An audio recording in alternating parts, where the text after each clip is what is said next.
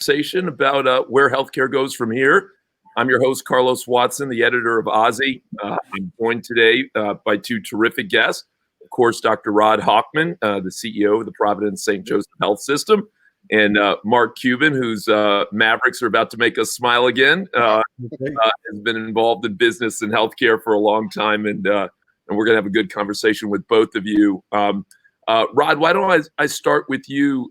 Clearly a crazy last couple of months, difficult for lots of people.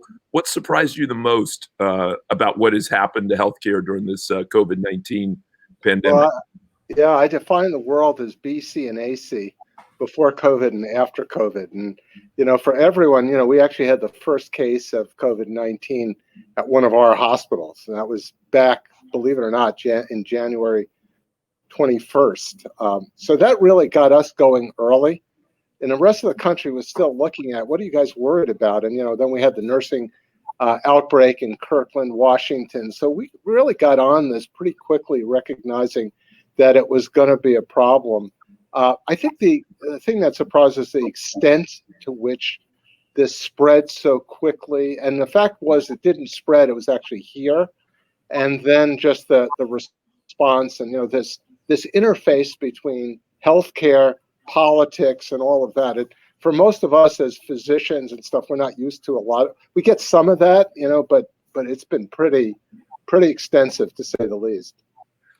Mark, I was interested to see the moment this happened. A lot of people froze. Obviously, a lot of heartbreak. But I saw you right out there. You jumped right into the conversation right away. Why did you do it? What made you put yourself right in the middle of the conversation? Particularly as a non-medical guy, you weren't shy about engaging. Well, first, it was just happenstance. The Mavs were playing the Nuggets, and we just happened to be playing on national television when the news hit that the NBA season was being suspended. And that kind of was the fulcrum for what was going to happen going forward. And I was just stunned. And, and obviously we were aware of what was going on. And literally coming out for that game, I didn't know if we would have 500 people in the stands or a full house. And it turns out we had a full house. So I thought, okay, maybe the wisdom of the crowds, maybe it's not as bad as I anticipated. But obviously, as we got into it and players tested positive, the season was suspended. And, I had given it a lot of thought of what would happen if we were suspended prior to that. And so when I got interviewed, I just told everybody what was on my mind, that we were going to take care of people, that this wasn't about the NBA, that this was bigger than basketball, and we had to worry about our health more than anything else.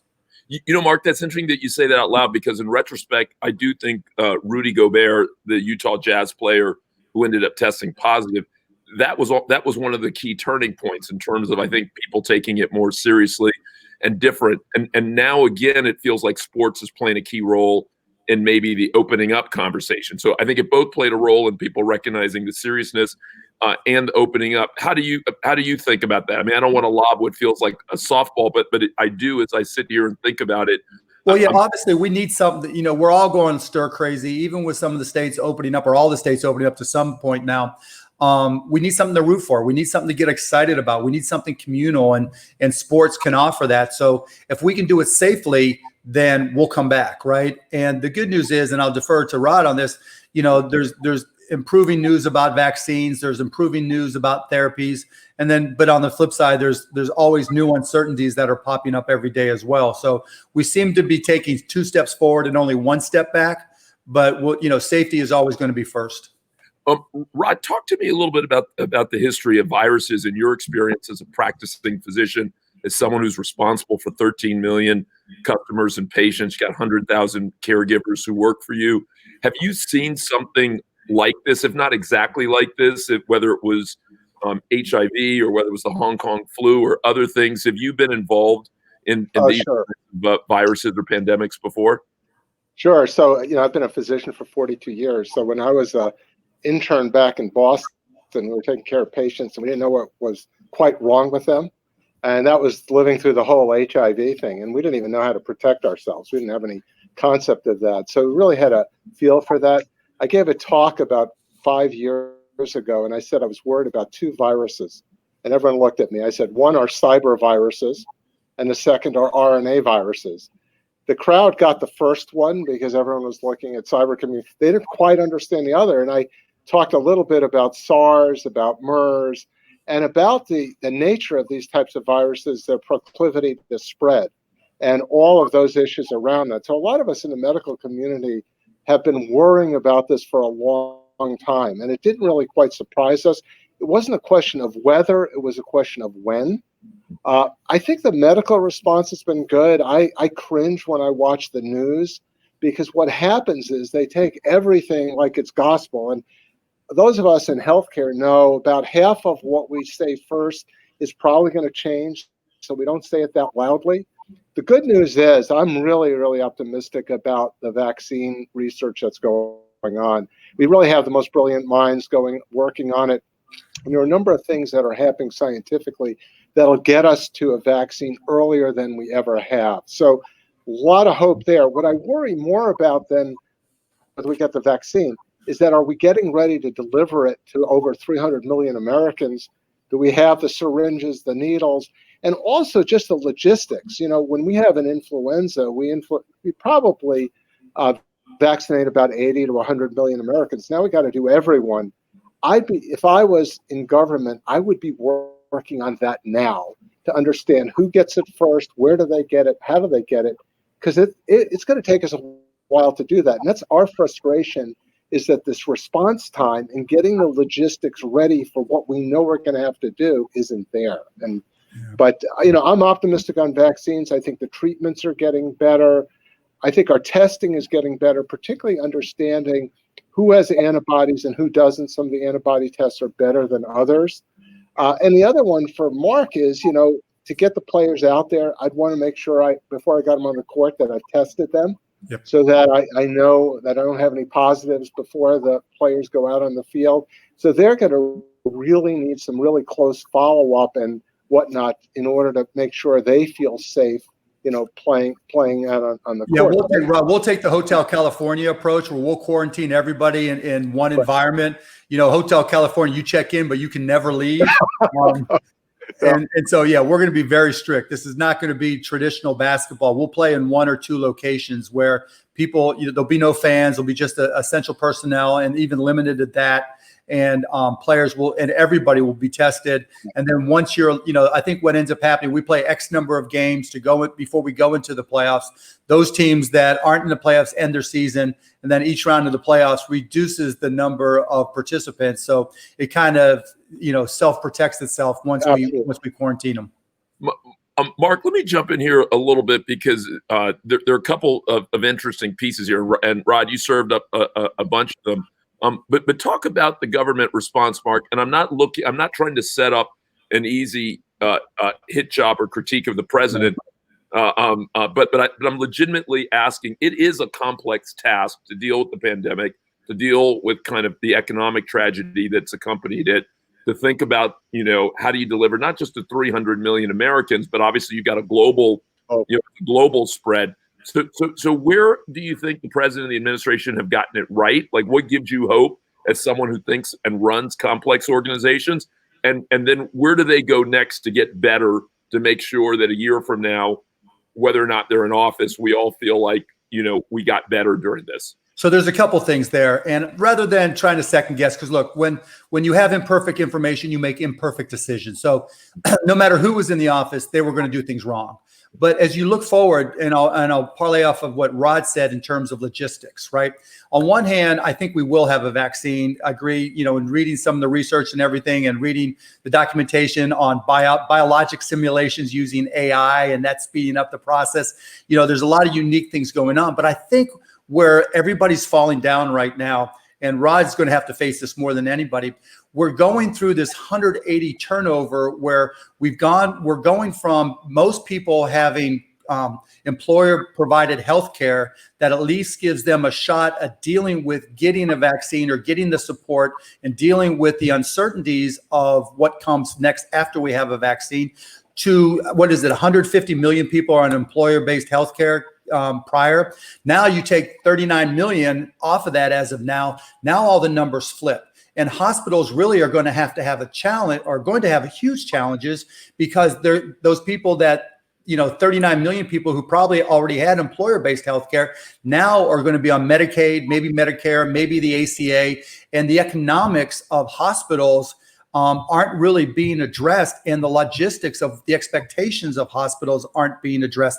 The financial issues of dealing with all that above, because as much as we'd like to think that we can create logistics for testing and tracking and tracing and follow-up, unless we really have a plan for all the hospitals to address these issues financially and logistically, because the expectation from all of us is going to be to turn to our local hospitals, we're going to have a mess. And I don't want to put words into Rod's mouth, obviously, because he's got to deal with this more closely than anybody. But that's actually my greatest concern, because our healthcare system is not designed to address any of this yet. And I haven't heard anything from the administration or candidates, for that matter, on how we're going to reformulate the economics of hospital systems to deal with these things. Rod, it's interesting. Mark, what Mark's raising, I had a conversation with Lloyd Minor, who's probably a friend of yours, the dean of Stanford, who runs obviously a big set of hospitals and programs there. And he was talking about this digital health revolution and how much this COVID thing is going to force that forward. Are we going to see more digital health, maybe less physical infrastructure, in order to try and efficiently deliver good health care to, as Mark is saying, many more people? Sure. I think there are two parts of this. Mark is absolutely right on. We've looked at COVID in these different waves. The first thing was to take care of the COVID patients, figure out how to do that, take care of our caregivers, get through that first tranche that we're seeing some of that wind down a little bit now.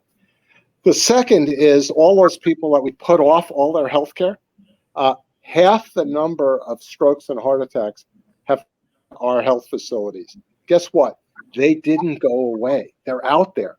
So we're seeing now trying to catch up with taking care of people who have put off their health care. We've seen opioid usage going up through the roof because someone who had to have their hip done hasn't been able to get their hip replaced, all of that. So this next phase now is to try to catch up with all the health care that's been put off.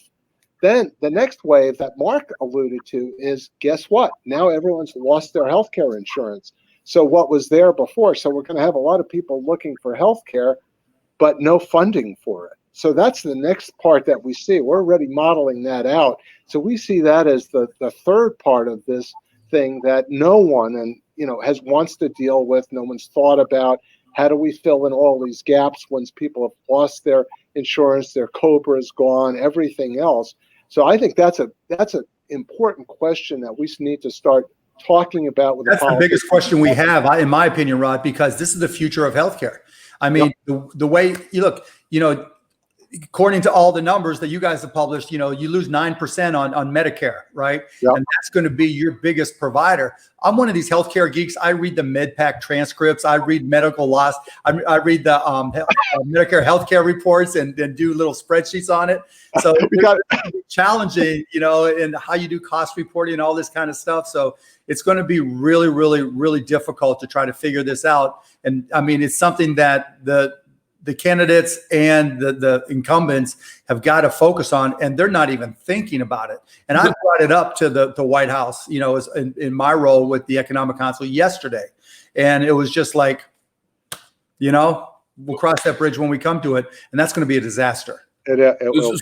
I think you're right on target. We're trying to offer up some solutions to the feds. One of the ideas that we had was this concept: could we offer every American, regardless of whether they're insured or not, primary care coverage, so that the primary care doctors can know what they're being paid, but we assure that 330 million Americans get great primary care, regardless of their ability to pay. And it's not that expensive to do that, right? But it would really, as we've seen with COVID, if people had really good base care, we'd be in such a better position. So we're actually putting together white paper. Yeah, you need a primary care, even if they're capitated, right? You need someone to act as the gatekeeper, so not everybody's coming to the emergency room and just overwhelming you. Yeah, and just getting primary care.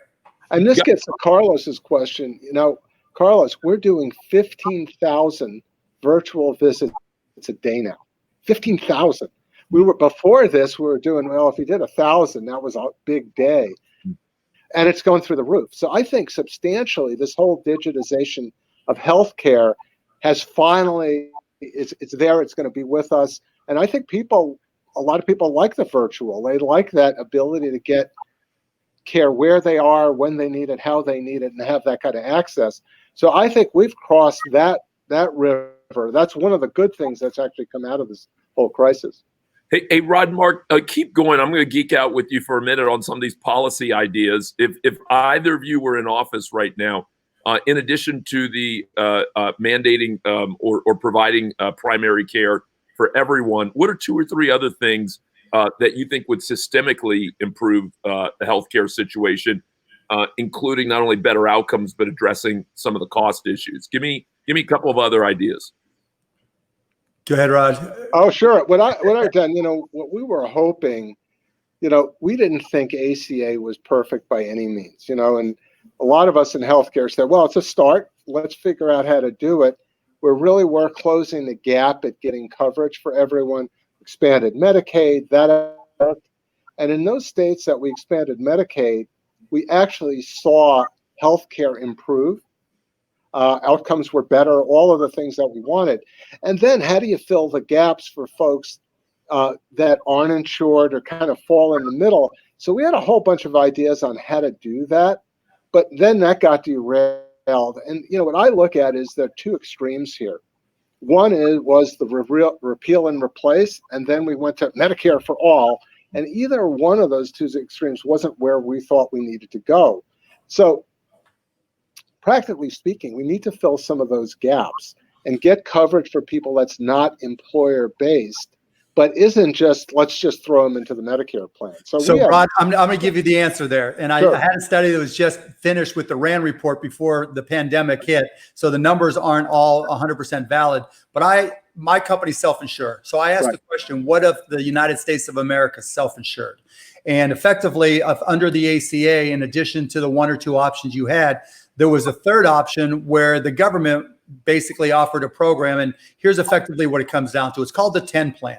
And what it says is no matter how much money, no matter how little or how much you make, you never pay more than 10% of your income for all your healthcare, period. And it's on a means tested basis, so that if you're under 250% of the poverty level, you pay a $25 copay, nothing else. If you're above that, then it's graduated 3% if you make 40,000, 5% if you make 60,000, et cetera, up to 10%.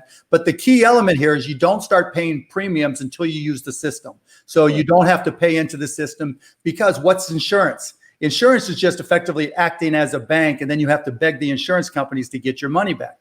The government has the treasury, so they don't need that banking function. So shortcutting it, Rand came back and said you'd be able to cover the then population of 45 million people under the ACA for about break even what the costs are for the ACA for that population. But for the users, you'd save $63 billion.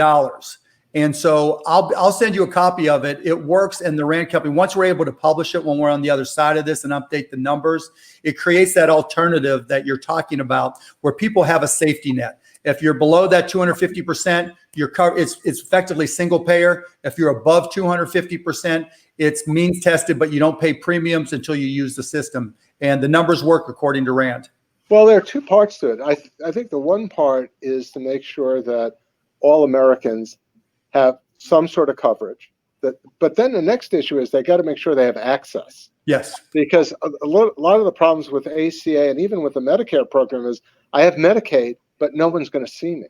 Right. And then we got to figure out on this whole we got to make healthcare more affordable. I mean, I'm going to be the chair of the American Hospital Association next year. And one of the things that we're on is that healthcare has to be more affordable. We recognize that on our side of it, that it's out of proportion. We're going to have to do something about that, because that's the other side. The other 2 elements are access and affordability. And we really have to work on that to figure out how. And that's somewhat what, Carlos, you were talking about. We think with virtual, there are other ways to kind of get at this affordability issue. As a clinician, what works, what doesn't work. We have so many therapies. This is we're the most over-medicated country in the world. It's insane. You know, we see patients that come into our clinics that have 8 or 9 or 10 medicines, and half the time they don't need most of them. So there's a whole bunch of on the clinical side that we feel we could do to make medicine better and more affordable, which is what we really want to dig into. And I think, Mark, if we start where you're coming from, let's at least get everyone covered some way, shape, or form. Then we got to dig into the affordability issue and get real about what works, what doesn't work, how do we deliver care, what works, all of those. Yeah, the clinical side obviously is critical, and you know, doctors now, and you know better, but one of my best friends does a lot of doctor support on burnout and stuff like that, and it's very challenging. It's very difficult to practice medicine these days because the emphasis is all on financial. Particularly, you're seeing private equity buy practices and do roll-ups and make this about cash-on-cash returns, and that's the antithesis of healthcare. And then on the other side, you know, when you start reading those Medicare cost reports and you realize that they throw in everything but the kitchen sink to try to influence what the rates they get are from CMS, you know, that has its own set of challenges as well. And so I think we've got to deal with it on the delivery side and what we expect from our doctors, because we're putting them under too much pressure, making it difficult to practice medicine. And then on the flip side, how we cost things out, right? Because until you deal with the actual true costs, then it's very hard to really convert that into pricing. Absolutely. Mark, you know, I have to say, I am so impressed that you actually read the Medicare cost report. You know, that's what we all do before we go to bed. I'll tell you one of the things I did, and I'll tell you why. I'll tell you why I read them. I put out this hypothesis, and I sent this to a really far left think tank and economists. And I said, look at the city of Toronto and look at the city of New York. The city of Toronto has the same real estate costs. They pay the same amount for doctors. They pay the same amount for swabs and all their overhead and beds and everything. Yet what a hospital in Toronto charges the province of Ontario for healthcare is far less than what a hospital in New York charges. And I wanted to try to understand why, because they should be about the same, because all the overhead and associated costs are effectively exactly the same as it turns out. The difference is in how they cost report. We use a lot of activity cost reporting. They use actual cost reporting, and that gets to the heart of the difference in pricing. Because I wanted to try to have a better understanding, and that took us into looking at all the Medicare cost reports and all that kind of fun stuff. It's riveting. So Mark, if you and I were designing the U.S. healthcare system, and you just look at the payment structure, you couldn't even conjure up how you could come up with this craziness. Oh no, it's we ridiculous. have these things called charge masters, and they're designed. We hate them, but they're designed around an insane system that you basically have to put all these costs here to get paid X and Y, and it's so confusing because there's no correlation between price and what people actually pay. Except if you're just a retail customer walking in, you're the only one that gets stuck with the charge master problem. Right. So it's kind of like if you walked into a restaurant, and depending on what your insurance is, you're going to pay about 10 different ways. Well, you know, if you come into our place, you don't have insurance, we're going to take care of you. And we do $1.5 billion of free and unsubsidized care a year. If you have the Blue Cross Blue Shield, you know, you're going to pay X dollars, right? And you're actually going to end up subsidizing. You and I, with our self-insured, all of that we subsidize the rest of the country, taking care of our people. And so it's this crazy cost-shifting system that we have that all of us believe is insane. It has to be changed. There's no question. I agree. I asked a simple question of CMS. I said, okay, MedPAC, when they set the rates and the increases, go back and look at a benchmark. And some of those benchmarks were set in 1993 and 2003. And even in the MedPAC transcriptions, they say they don't know what the benchmarks are or how they're relevant, but they have to use them. I mean, so you have all these crazy pricing scenarios that they're using to set the price for everybody, and they don't know how or where they got to the price. Yeah. The other thing, Mark, I don't know in all your readings whether you've ever looked at the Dartmouth Atlas. The Dartmouth Atlas takes all the Medicare data from every county in the United States and looks at usage. So it'll look at a county in Texas versus a county in Wisconsin or in Washington State. and say for the same population, age adjusted, everything else, why are there 5 times the number of cardiac caths in X county versus somewhere else? It's crazy. And this variability of care makes absolutely no sense. So just even on the clinical side, and just get online, you can kind of look county by county.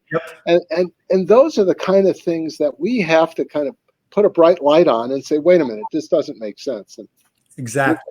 So question to both of you guys. When I hear you describe this, doesn't feel like it's going to be easily solvable. It feels like a convoluted system. No. It sounds like there are going to be a lot of people who are beneficiaries. Mark, you're describing a new group of entrants and private equity guys who may also not have an incentive for it to get solved. No, they shouldn't be there. They should not be allowed in the game at all.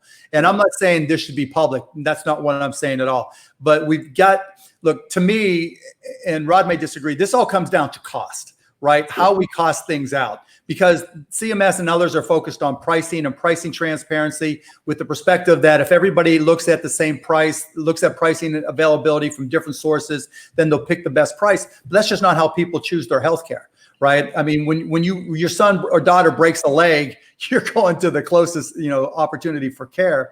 And then on the flip side, though, I've done a lot of work on the actual costs, right? And the way hospitals, and I'm not saying this is Rod, but just across the board, generally, they throw in the kitchen sink, right? There's real estate, there's buildings, there's this, there's that, how they allocate overhead, even things that are forward thinking like social determinants. All those things, when you aggregate them together for cost, that same family trying to bring their child in for a broken leg, that goes into how they figure out their costs and then how they price.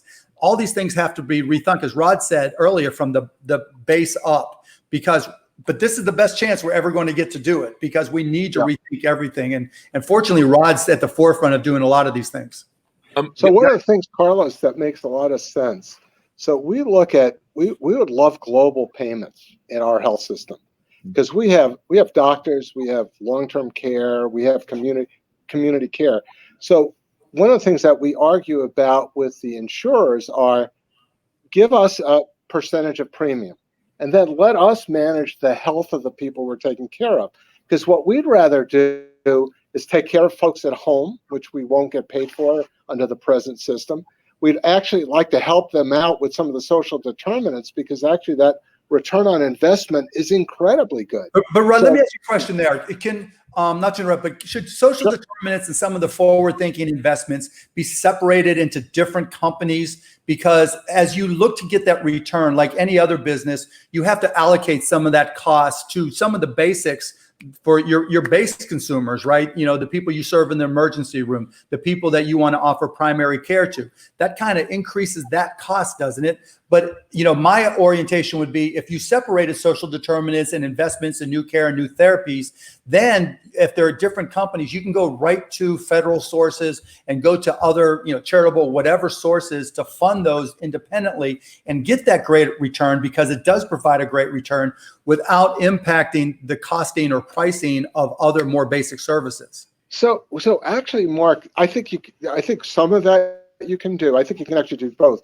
But if you have a global payment, let's say if I had a global payment for you and your family, and it required that, we needed to do home care, we needed to do home monitoring, we needed to actually get Meals on Wheels for you, I want to pay for that out of the global payment.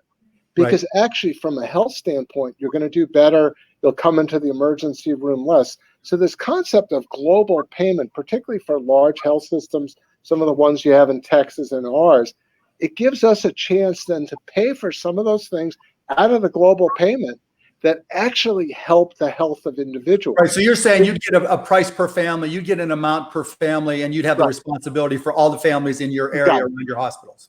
Right. And then all of those other things that we put under this rubric of social determinants actually have such a great return to do that, because then we're actually getting paid. Right now, the way we get paid, I got to drag you into my office. I got to drag you into the hospital or the emergency room.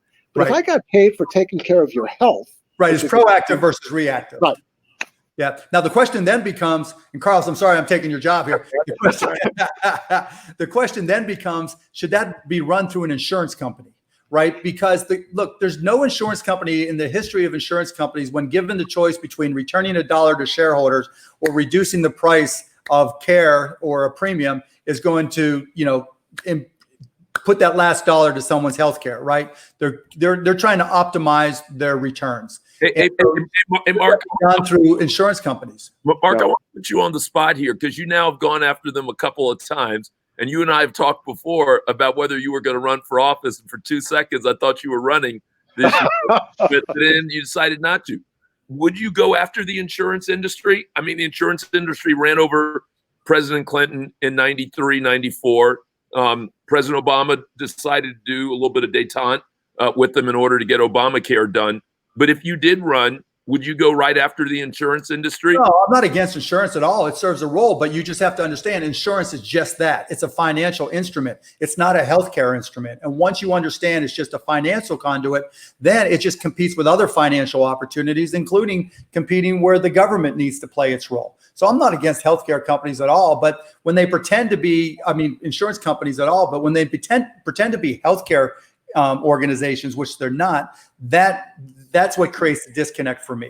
But you and I know that the impact of what you're saying, if you applied it, would be to dramatically shrink that sector, right? I mean, you're saying that there is actually, if you go back to what Rod said, and Rod, correct me if I'm wrong, they should be more profitable, because Rod's taking a lot of the risk off of them and a lot of the reaction, and a lot of, what everybody talks about is the associated overhead of dealing with transactions, right? The coding, and then dealing with each contract and renegotiating each contract each and every year, which just adds to the administration costs. By doing the per caps and capitation and dealing with the approach that Rod had, all that gets just crushed and reduced significantly, right? Which is bad for the insurance companies, because they take their top line and then try to get a percentage of that. And so there's this misguided incentives where, hospitals, I'm not saying Rod, in a non-capitated environment, try to increase their revenues because they work on a percentage net, and insurance companies, that's all they deal with.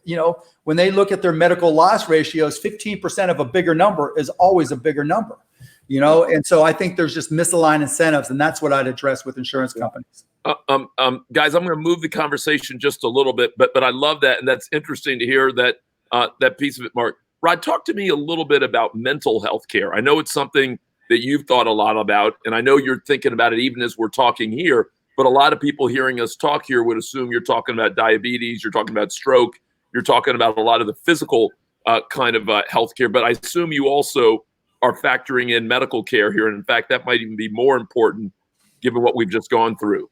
Oh, absolutely. So I'd say two things. When we did a merger with St. Joseph Health about 5 years ago, we started the Wellbeing Trust, and we said, we're going to put a stake in the ground about mental health. We put $100 million to get it kicked off, to really bring this issue to the forefront.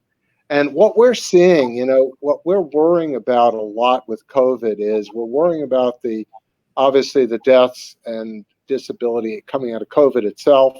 We're worrying about all the concomitant medical diseases that have been put off.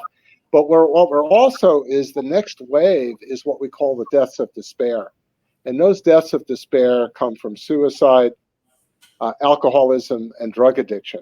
And we're going to see that wave. What we're worried about with all what's going on, there's going to be a big wave of that. Mental health was a big problem that we were digging into before COVID. We think it's even going to be a bigger issue later. About 30% of the people that we're seeing in our clinics and hospitals have some sort of concomitant behavioral or mental problem that goes along with it, whether it's depression or others that are with it. And we think this has been a travesty in the United States, that we really haven't dealt with mental health effectively. So we think that's an important part of anything we do to fix healthcare in the United States, has to be the identification and working at mental health problems. So it's a big deal for us. Mark, how do you think about this? Because you probably see it as someone who runs a complex organization. You know that your employees' mental health has a ton to do with their physical health, has a ton to do with their happiness, their productivity. How do you think about this mental health care question broadly, and as it relates to healthcare and insurance and all the things we were just talking about? Riley, how you feel above the neck is just as important as how you feel anywhere else. Because if there's something wrong, emotionally or any perspective, you're not going to be effective. And, put aside the business side of it, I just try to be concerned for their well-being as a person. And it's really hard to because it's so qualitative as opposed to quantitative, it's really hard to discern the best way to approach these things. And so, when I see Rod get into a lot of these things with Providence, that's a good thing, right? But it's still challenging because, you want to give your employees or your stakeholders, whoever, the best care, but it's hard to know what the best care is. And that's the biggest challenge from a business perspective. So we've been digging into this, Carlos. I think one of the important things is our caregivers, particularly with COVID going on, the stress they're under. We actually put an online program in place for every one of our caregivers, where they, depending on where they are on the spectrum of need, we can get them the appropriate care in place. And I would say we're doing a better job, Mark, about quantifying mental health issues. So if I look at your company or my people, the number 1, 2, and 3 medications that they're using are anti-anxiety medications and antidepressants. So we're getting better at quantifying the degree, what are the interventions that can be used, and a lot of things. We talked about telehealth before.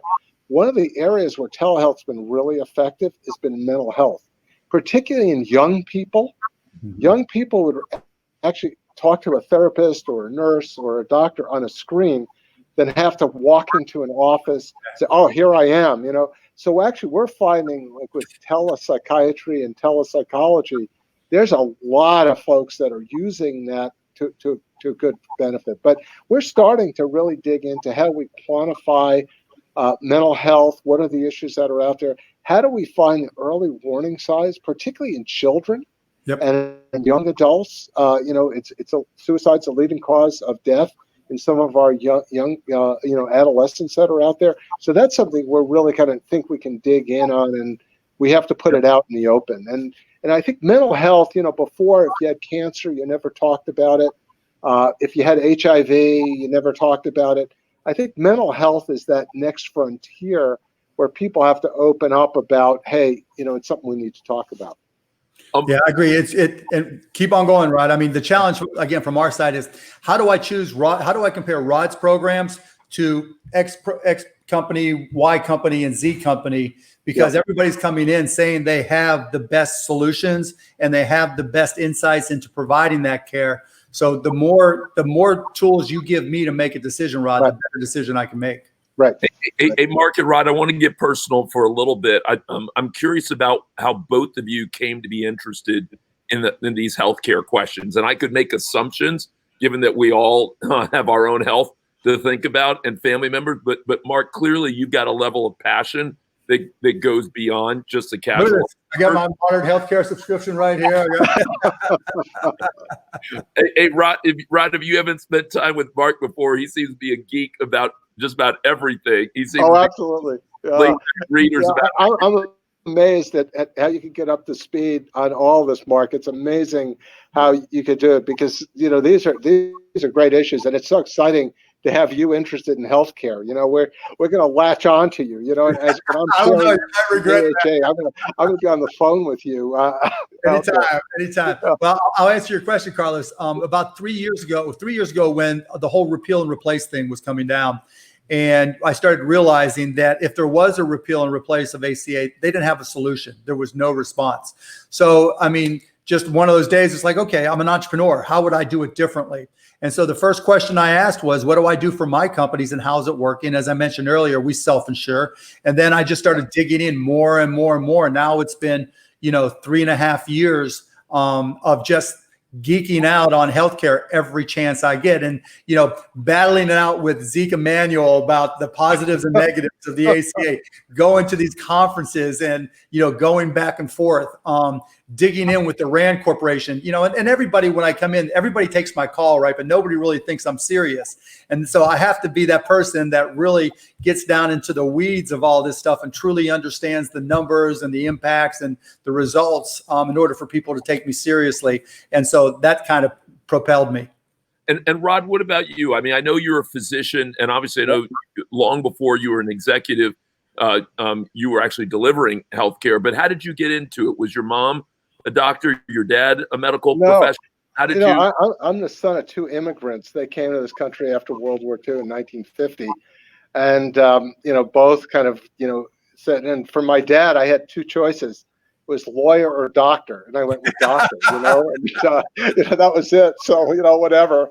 And when I was 16 years old, we had a program. I grew up on Long Island. I was born in New York, and it was called The Doctors of Tomorrow, where physicians were mentors to high school students.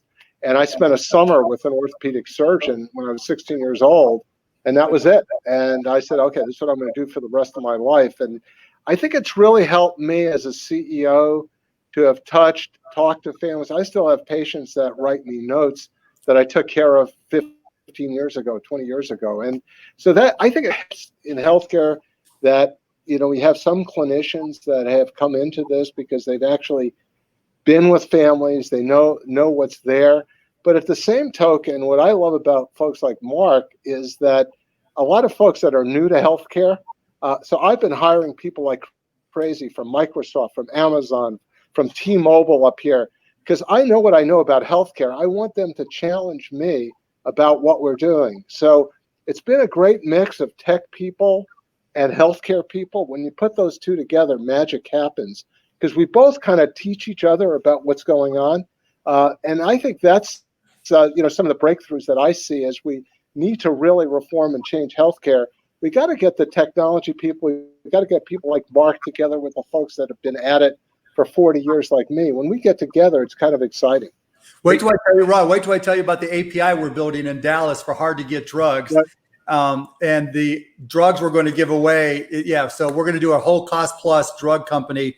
We've already started building it out in Dallas. And then on top of that, we have some E. coli specimens that for insulin that if we can get to work, hopefully will be some game-changing things there as well. It's fantastic. And what I found with COVID is the collaboration that's going on now. Crazy. People are acting each other in the scientific community. We got all of our clinicians and scientists from 7 states all working together on projects. The minute COVID hit, what the first thing we did was? We called all the scientists in Italy and China and the clinicians and said, okay, you guys have been at this for a while. Tell us what we need to know.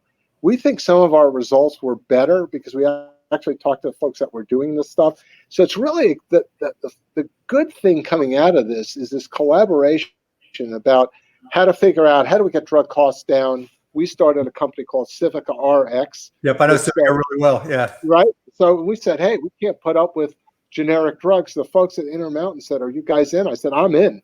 Yep. And it's been a great example of how we collaborate. We think this around healthcare data, that we got to get the big health systems together to figure out how to use this information in a way, what I would say for good, not evil, to really figure out how to accelerate change in healthcare. So those are the things that, for me, are exciting out of all the things that are happening. Hey, Rod, Mark, I know we are coming close to conclusion here. I want to hit you guys with a couple of rat-a-tat-tat questions, if you don't mind. And so, Mark, I'm going to start with you. I'm going to give you my hot 6, and I'd love your immediate quick take. So, sure. 1 sentence or less. Has Texas managed its COVID response well or not? Medium. What happens to hospitals over the next decade? Are there more of them, less of them, about the same in terms of the physical structures? Fewer hospitals, more remote facilities. What country in the world do you think has impressed you in the midst of this COVID response? Are you paying attention to? I don't know enough. I haven't been paying close enough attention to that side. How bad is this recession going to be? Worse. How long do you think until we see a recovery, if you had to guess today? Depends what the federal government does. If we have a transitional federal jobs program, 3 years. If we don't, and we just leave it to entrepreneurs and guys like me, pure laissez-faire, 5 or 6. Last of your hot take questions. What are the chances that you leave basketball behind now that you put in Luka's hands and you focus all your time on on healthcare going forward? Zero. Negative. Zero. If I didn't have an outlet, I'd go nuts. I love that. You got a game, right? You see me scream at the referees the whole game? I do. That's how I de-stress. I do. All right, we're going to come back to the basketball in a minute, and I'm going to put you on the spot on your TikTok dancing. I caught you dancing on TikTok with your daughter. You did all right, though. She did better, but you did all right. Rod, let me come to you. Sure. Same sort of thing. A couple of hot takes here. Rod, homelessness, will it get better? Will it get worse over the next year, given all the various factors that are at play? It's going to get worse before it gets better. Talk to me about funding. Do you expect to see a surge of healthcare funding from the Trump administration to help deal with all that's happening in and around COVID? I think it's going to be an ongoing struggle, and we've got to keep educating as to what we have. But I think it's going to be a struggle. I know you and every other healthcare professional is worried about a reoccurrence in the fall. On a scale of 1 to 10, 10 being the worst, how worried are you about a very damaging reoccurrence? I'm a 5. We got to get on influenza vaccines now so that we take some of that out of the equation. I think we're smarter than we were 3 or 4 months ago, so I put it at a 5. You talked about the fact that there are a lot of things that haven't gone away, but we just may not be seeing. You talked about strokes and other things. Give me 2 or 3 other things that are unfortunately not being focused on now, and that this summer we're going to have to address maybe differently than we have over the last 3 or 4 months. So mental health, big, is going to be a crisis there. And the other one I worry about are cancer patients. They've been putting off treatments. A lot of biopsies haven't been getting done.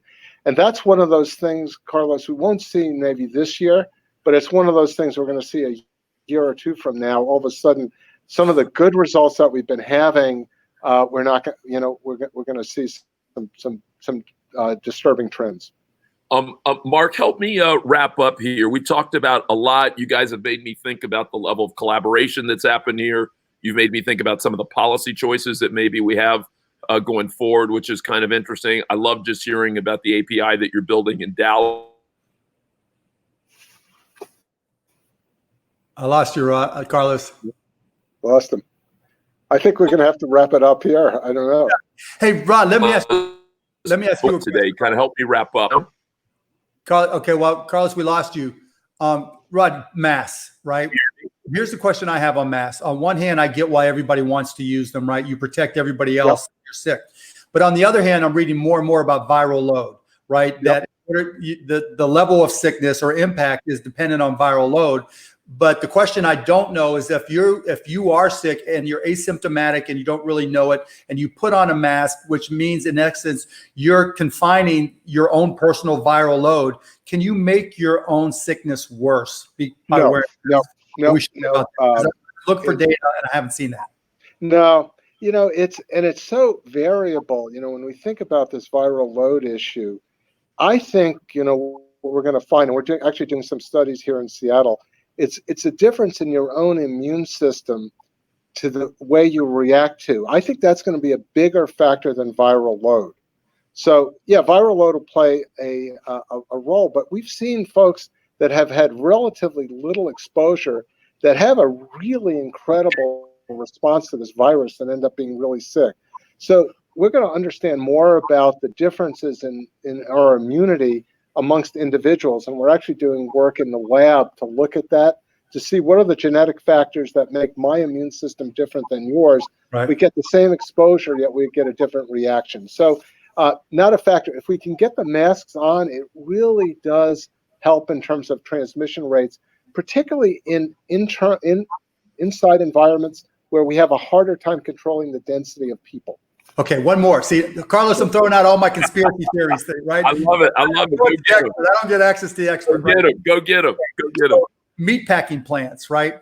And so we've seen meatpacking plants, not just the United States, but around the world, right? And as a business guy, just looking at their economic drive, it would seem to me that those packing plants would do everything possible from keeping those line workers get sick, right? Yet you're seeing a recurrence of it in meatpacking plants over and over again.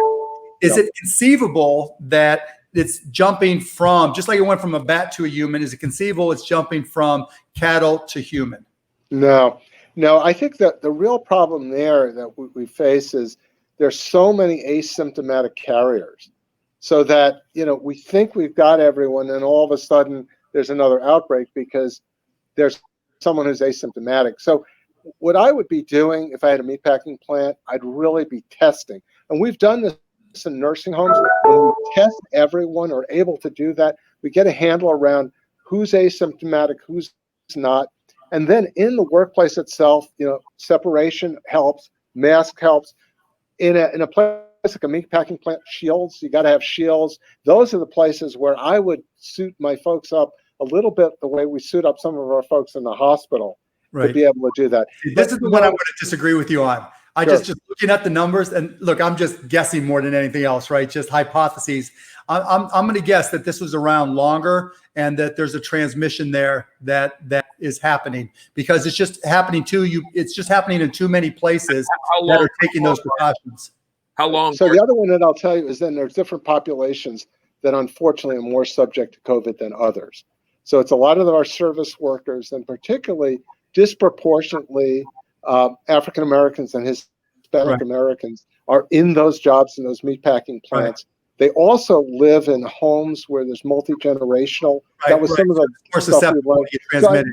So I think there's other factors, but it's always important to kind of look at all the variables that are there. But we're seeing some of the same things in assembly plants, like we saw the Ford plant have to close down again. So it's a balance. So more than likely, it has more to do with proximity, the population of folks that have to work there, all of those things. You're saying there's a chance. So there's, like I would say, as scientists and clinicians, what we try to do is weigh the probabilities. That's what we're trying to tell the public. We can never make it completely safe, but we know we can do a lot of things to keep it relatively safe. So you're absolutely right. Well, thanks for hearing me out on my little conspiracy theories. I appreciate it. I had to be able to dispel those or have a smart opinion on in response to them. Right. Hey, Rod, I know we're wrapping up, but I want to go back to what you talked about in terms of racial disparities. And you talked about the number of African Americans and Latinos who often are on the front lines, who've been disproportionately, in many cases, impacted, including death. Do you think this leads to any fundamental change in terms of racial equity in our healthcare system going forward? And then, Mark, I want to hear you on the same question. Is there an opportunity, in the same way that there may be changes in digital health, there may be changes in financing in our healthcare system coming out of this COVID, there may be changes in collaboration, even in testing, any changes in racial disparities going forward, Rod, do you think? And, I mean, real change, not just talk, but any real change you think that will happen as a result of this? Yeah, I do. I do. When I think about all our, what are some of the benefits that can come out of this? We've been talking a lot about racial inequities in terms of treatment before this. What COVID's done is really highlighted it. So we think it's like with mental health, it's a now issue that's not going to go away. So we're really going to continue to push on that. I'm going to look at all the issues around how our care really needs to be democratized amongst folks, and we've got to own up to those facts that there are inequities in the type of care that's being given, and it's been highlighted what we've seen in COVID. Because when I look around the country, if you look at New York, you look at Detroit, you look at which hospitals in New York that disproportionately had most of the COVID patients. I grew up in the city. It was Elmhurst. It was Jamaica. It was those hospitals that were serving disproportionately the poor and vulnerable population. So we're going to keep on this topic, and we're not going to let it go. Mark, how do you think about that? Because I know you and I have talked about that before in the entrepreneurial world. What are the possibilities for kind of bridging that gap? How do you think about that in healthcare? I mean, I'll look at it from the corporate perspective, because companies are going to have to be a lot smarter, because if you're not more compassionate about your lowest paid employees, they're the ones that are most at risk, as everybody knows, as Rod is confirmed. They're taking public transportation. They're in multifamily households or larger family households. They have lower income, and so they're able to take fewer precautions. They have to go to work. They have to take more risks in order to feed their families and pay their bills. And when you add all that up, that introduces more risks in the corporate environment. So if companies aren't more compassionate and don't take better care of their workers, don't pay them more so they don't have these same obstacles, then they're putting their entire corporation and business at risk. And so smart companies are going to do that.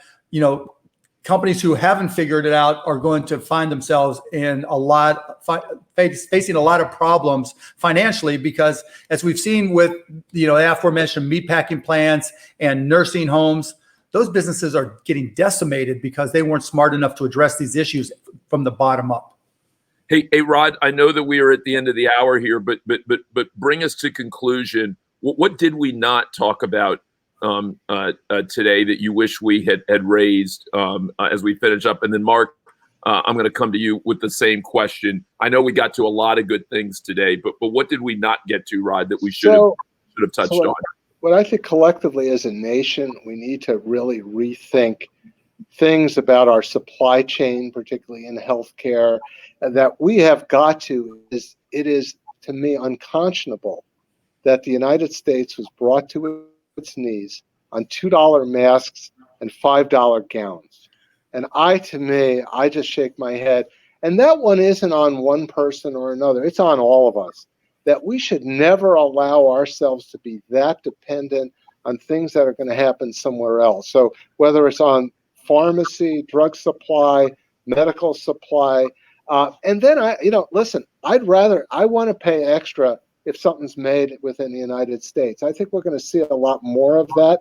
And then I think a little bit of a movement from, necessarily everything being more shareholder value to a little bit of more what's the common good. And the common good, has a real return on investment in the long term for the country.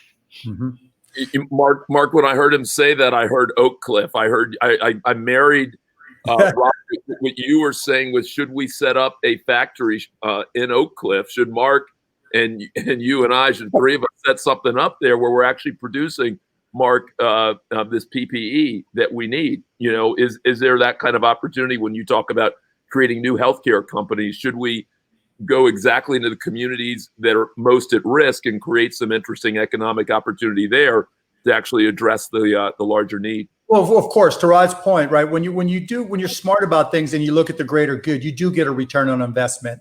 And we're only good as a community, as a country, as our weakest links, because all of our costs, all of our productivity challenges come from having to readdress people who fall through the cracks. That holds us back, and that's unfortunate. Hopefully, we'll take this kind of reset we're going through economically and use that as a means of becoming a more compassionate capitalist society, because I truly think that this is going to create unique opportunities, that when we look back in 20 years, there'll be 10, 20, 30, 50, who knows how many companies that are world-changing, world-class companies, because the one thing this country does better than every other country in the world is start businesses. We are entrepreneurs at our core. And so, those folks out there, and then the next question becomes, where do those great ideas come from? They're going to come from some 16 or even a 61-year-old kid or person who's broke, stuck, and everybody thinks they're crazy and is going to have that world-changing idea and makes it happen. So as horrific as this, as difficult as this is, I agree with Rod. There's so many opportunities that we can fix ourselves, but there's so many opportunities that we can create to make it even better. And hopefully, we'll see them and we'll enable them, and that'll take us to a better place. Guys, thank you both. And I'm going to have to end on a little basketball here because, Mark, I'm a junkie too. I know you are. I know Rod enjoys it too. All right, Mark, you saw during this close down here, everybody was talking about the all-time greats. Where are you putting LBJ on your list of all-time greats? Let's get to that. So I'm going to hedge. I said if I start a team from scratch, I start with Michael Jordan. If I have a team that is already good and I need a finished piece to win a lot of championships, I go with LeBron, because LeBron has a better basketball IQ. Michael has. Wait. Yeah. going with LeBron over MJ? No, as a finishing piece, right? So if I had the Celtics from the 80s and I needed one more piece, and I would take LeBron because he knows he's more of a distributor. He makes everybody on the court better. If I needed one guy to start a team around or to carry a team, I'm going with Michael Jordan because Michael Jordan can carry a team better than LeBron can. All right, Rod. Rod, you finish us off. Give us your all-time five. Rod, who's your starting five? Well, all I can say, I'm gonna be a grandfather for the first time in October. Okay. My daughter lives in Chicago, and it's gonna be a boy. She already let us know, and she's already got the first name, and it's Jordan. So really? I'll leave it at that. So. I love that. I love that. Guys, hey, thank you so much for such a thoughtful conversation. Rod, I've always loved what Providence St. Joseph stands for. I love how you guys started off with, as I call it, a bunch of renegade nuns 60 years ago. And Mark, as you said, sometimes it's the people on the outside who create the biggest, longest lasting change. And PSJH obviously represents that in the best way. So thanks to both of you, and thanks to all the good folks who made this happen today. Thanks, Rod. Thanks, Carlos. Thanks, Mark. Okay, be safe, guys. You guys too. Take care.